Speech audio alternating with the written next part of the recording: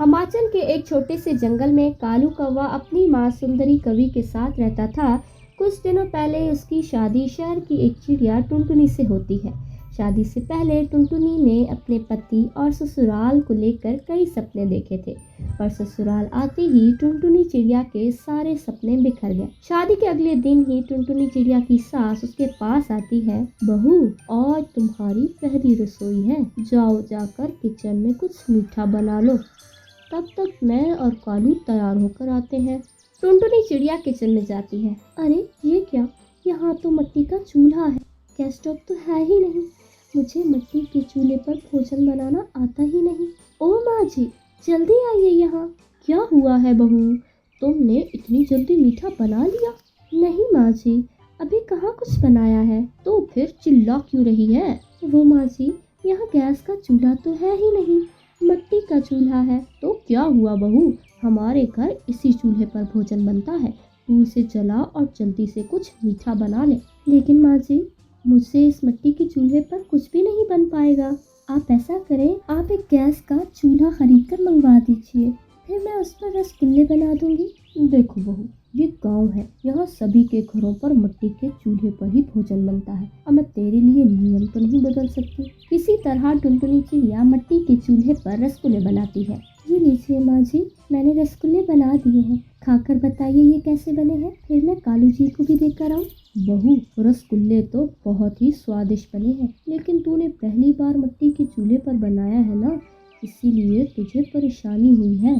धीरे धीरे टुनटुनी मिट्टी के चूल्हे पर भोजन बनाना सीख जाती है। एक दिन सुंदरी कवि मिट्टी से चूल्हे बना रही थी। टुनटुनी बहू, मैं तुझे मिट्टी के चूल्हे बनाना सिखाती हूँ। टुनटुनी चिड़िया अपनी सास से मिट्टी के चूल्हे बनाना सीखने लगती है।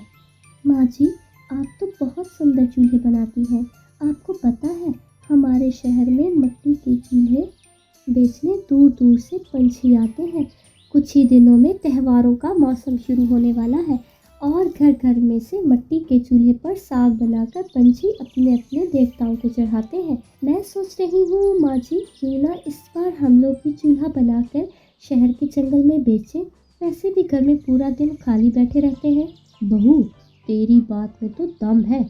अगर हमें ऊपरी कमाई हो जाती है तो घर चलाने में कालू की भी मदद हो जाएगी। फिर दोनों सास बहू मिलकर मिट्टी के बहुत सारे सुंदर सुंदर चूल्हे बनाती हैं और फिर इन्हें धूप में सुखाकर शहर के जंगल में बेचने के लिए ले जाती हैं। चूल्हे ले लो चूल्हे, मिट्टी के सुंदर सुंदर बिकाऊ चूल्हे, चूल्हे ले लो चूल्हे। तभी टोनी चिड़िया उनके पास आती है। बहन, एक कितने में दे रही हो? अगर तुम्हारे दाम सही हुए तो मैं तुमसे 2 चूल्हे खरीदूंगी। वैसे तो वहाँ सभी पंछी 100 रुपए में एक चूल्हा बेच रहे हैं, लेकिन मैं आपको 100 में 2 चूल्हे दे दूंगी। ठीक है बहन, मुझे 2 चूल्हे दे दो। इस तरह टुनटुनी चिड़िया और सुंदरी कवि के बनाए हुए सारे चूल्हे कुछ ही घंटों में बिक जाते हैं। देखा माँ जी, मिट्टी के चूल्हे सबसे पहले बिक गए।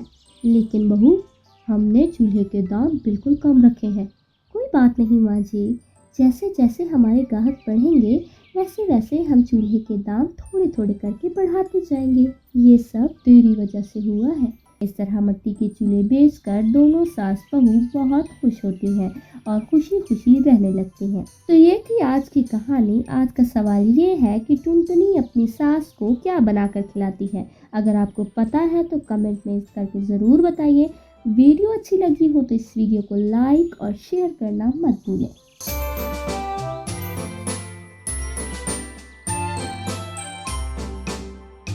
बहुत समय पहले एक जंगल में कालू कौवा रहा करता था।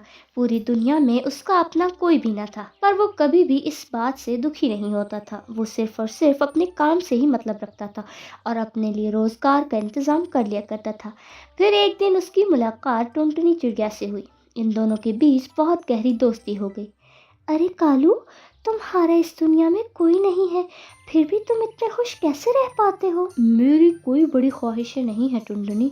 दिन भर मैं अपनी रोजी रोटी की तलाश में निकलता हूँ। शाम होने पर सैर को निकल जाता हूँ और एक तरह से किसी का ना होना ही अच्छा है समझो। मैं जब चाहूँ जो चाहूँ कर सकता हूँ, जहाँ चाहे जा सकता हूँ। आगे बढ़ने से पहले आपको सिर्फ एक छोटा सा कांटा चुभ जाए तो दर्द होता है, लेकिन वो बाप ही है जो रोज़ाना अंगारों पर चलकर आपके लिए 2 वक्त की रोटी का इंतज़ाम करता है। तो उस प्यारे से पापा के लिए एक लाइक और एक सब्सक्राइब ज़रूर कर देना। साथ ही अपने प्यारे से पापा के लिए ये वाला इमोजी ज़रूर सेंड कर देना। हाँ, पर मुझे लगता है अगर किसी का साथ हो तो अपनी खुशियाँ दुगनी हो जाती हैं। मुझे ऐसा नहीं लगता। वैसे कालू, मुझे भी ऐसा नहीं लगता। कालू, क्यों ना हम दोनों शादी कर लें? दरअसल तुम भी मुझे अच्छी लगती हो टुनटुनी, पर मैंने कभी शादी के बारे में नहीं सोचा। अगर हमारी शादी होगी तो हम बहुत खुश रह पाएंगे, हमारी ज़िंदगी सुहानी हो जाएगी। ठीक है टुनटुनी, हम दोनों शादी कर लेते हैं। फिर इस तरह कालू कौवा और टुनटुनी शादी कर लेते हैं और सुखी जीवन जीने लगते हैं। फिर कुछ दिनों बाद इस जोड़े ने एक बच्चे को जन्म दिया, जिसका नाम उन्होंने बुलबुल रखा। बुलबुल के जन्म के बाद कालू कौवे की मुश्किलें और बढ़ गईं, क्योंकि अब तक वो दोनों अपने अपने भोजन के लिए खुद ही मेहनत करते थे। पर जब उनकी बेटी बुलबुल पैदा हुई तो इसका ध्यान रखने के लिए टुनटुनी को घर पर रहना पड़ता था, और फिर तीनों के भोजन के इंतजामात के लिए कालू को अकेली ही सारी मेहनत करनी पड़ती थी। एक दिन कालू कौवा भोजन की खोज में निकला और बड़ी देर से घर वापस लौटा। अरे कालू, तुम्हें थोड़ी भी फिक्र है या नहीं? इतनी देर कहाँ लगा दी तुमने? मैं भोजन लाने के लिए ही गया था। तुम क्या सोच कर बस इतना सा भोजन लाए हो? अभी अभी तुम खुद को अकेला समझते हो क्या? एक बेटी भी है तुम्हारी। अभी भी अगर तुम अपनी ही सोचोगे तो ऐसा नहीं चलेगा। अब ऐसा भी क्या हो गया? क्यों इतना सुना रही हो? कुछ भी नहीं हुआ है। मैं झगड़ालू हूँ ना, इसलिए चिल्ला रही हूँ। मैंने क्या कहा? आप कहते कुछ भी नहीं हो, पर आजकल करते भी कुछ नहीं है। क्या नहीं किया मैंने टुनटुनी? हमारे लिए इतना भोजन काफी नहीं होगा। जाओ और लेकर आओ। और फिर कालू कौवा भोजन लेने के लिए घर से निकला।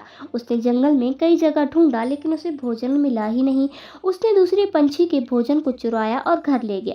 वो जितना भी करता टुनटुनी चिड़िया नाखुशी होती। हर बात पर उसकी चिड़चिड़ बढ़ती जा रही थी। जो कालू कौवा हमेशा से ही आज़ादी से जिया करता था, उसके लिए सब बोझ लगने लग गया था। कालू कौवे ने फिर सोचा कि उससे पहले की तरह फिर से आज़ाद जीवन जीना है। यही सोचकर उस रात कालू कौवा छुपकर घर छोड़ दिया। उस दिन से टुनटुनी चिड़िया के कंधे पर बुलबुल की जिम्मेदारी आ गई। वही उसके भोजन के इंतजामात करने लगी, मगर कई बार ढूंढने पर उसे भोजन नहीं मिलता था। एक दिन टुनटुनी चिड़िया भोजन की तलाश में जंगल में दूर तक चली गई। तब उसे कौवा किसी नन्ही सी चिड़िया के साथ खेलता हुआ दिखाई दिया। टुनटुनी चिड़िया फौरन कालू कौवे के पास गई। अरे कालू, तुम यहाँ? वैसे कैसे हो तुम? ओ टुनटुनी, बहुत सालों बाद देख रहा हूँ। कैसी हो?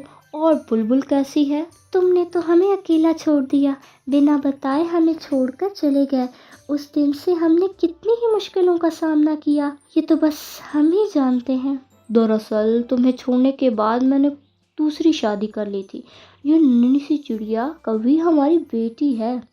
मैं अब अपनी जिंदगी में बहुत खुश हूँ। ये सुनकर टुनटुनी बेचारी क्या करती, अपने उदास चेहरा लेकर वो घर लौट आई और अपनी नन्ही सी बेटी की देखभाल करने लगी। अगले दिन कौवा वापस घर लौट आया। अरे कालू, तुम यहाँ? हाँ टुनटुनी, मैं वापस आ गया हूँ और अब से यहीं रहूँगा। मुझे माफ़ कर दो, मैंने तुमसे झूठ कहा था। मैंने शादी कर ली है, लेकिन मैंने शादी नहीं की। बस तुम्हारे रोज़ रोज़ के झगड़ों से तंग आकर मैंने घर छोड़ दिया था। पर अब मुझे अपनी गलती का एहसास हो गया है और मैं वापस आ गया हूँ। ये सुनकर टुनटुनी को अपनी गलती का एहसास हो जाता है और वो काली कौवी से कहती है, मुझे माफ़ कर दो कालू, मुझे भी अपनी गलती का एहसास हो गया है। अब मैं तुमसे कभी झगड़ा नहीं करूँगी। इतना सुनकर टुनटुनी और कालू गले लग जाते हैं और खुशी खुशी रहने लगते हैं।